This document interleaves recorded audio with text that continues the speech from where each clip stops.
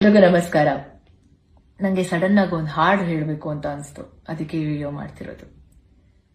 ಎಲ್ಲಾದರೂ ಇರು, ಎಂತಾದರೂ ಇರು, ಎಂದೆಂದಿಗೂ ನೀ ಕನ್ನಡದವನಾಗಿರು. ನಾನು ಯಾಕೆ ಈ ಮಾತು ಹೇಳ್ತಿದ್ದೀನಿ, ಯಾಕೆ ಈ ಹಾಡು ಹೇಳ್ತಿದ್ದೀನಿ ಅಂತ ನಿಮ್ಗೆಲ್ರಿಗೂ ಗೊತ್ತಾಗಿದೆ ಅನ್ಸತ್ತೆ.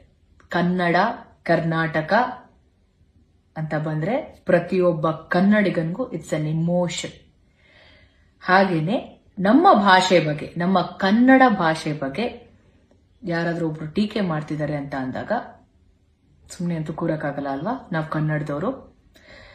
ನಾವು ಕನ್ನಡದವರು ಎಂತ ವಿಶಾಲ ಹೃದಯದವ್ರು ಅಂದ್ರೆ ಪ್ರತಿ ಭಾಷೆ ಸಿನಿಮಾನ ನೋಡ್ತೀವಿ, ಪ್ರತಿ ಭಾಷೆ ಸಿನಿಮಾ ಹಾಡುಗಳನ್ನ ಕೇಳ್ತೀವಿ, ಆರ್ಟಿಸ್ಟ್ಗಳನ್ನ ಎಂಕರೇಜ್ ಮಾಡಿ ಸಪೋರ್ಟ್ ಮಾಡ್ತೀವಿ, ಟೆಕ್ನಿಷಿಯನ್ಸ್ನ ಸಪೋರ್ಟ್ ಮಾಡ್ತೀವಿ.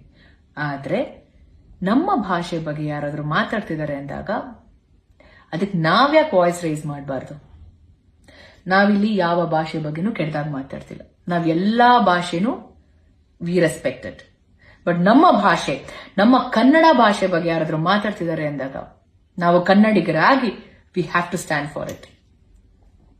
ನಂಗೆ ಇನ್ನೊಂದು ನಮ್ಮ ಭಾಷೆಲೆ ನಮ್ಮ ಕನ್ನಡದ ಹಾಡು ಇನ್ನೊಂದು ಹಾಕೋಕ್ ಬರ್ತಿದೆ. ದೊಡ್ಡವರಲ್ಲ ಜಾಣರಲ್ಲ, ಚಿಕ್ಕವರಲ್ಲ ಕೋಣರಲ್ಲ ಅಂತ. ಚಿಕ್ಕವ್ರು ತಪ್ಪು ಮಾಡಿದ ತಕ್ಷಣ ಸಾರಿ ಕೇಳೋವರೆಗೂ ಬಿಡಲ್ಲ ದೊಡ್ಡವರು. ಆದ್ರೆ ದೊಡ್ಡವ್ರು ತಪ್ಪು ಮಾಡಿದ್ರೆ, ತಪ್ಪು ಮಾಡಾದ್ಮೇಲೆ ಕ್ಷಮೆ ಕೇಳೋದ್ರಲ್ಲಿ ಏನ್ ತಪ್ಪಿದೆ? ಕನ್ನಡನ ಸರಿಯಾಗಿ ಮಾತಾಡದೇ ಇರೋರ್ನ ನಾವು ಹೀಗಲ್ಲ ಹೀಗೆ ಕನ್ನಡ ಮಾತಾಡೋದು ಅಂತ ತಿಳಿಸ್ತೀವಲ್ಲ, ಕಲಿಸ್ತೀವಿ ಆಕ್ಚುಲಿ.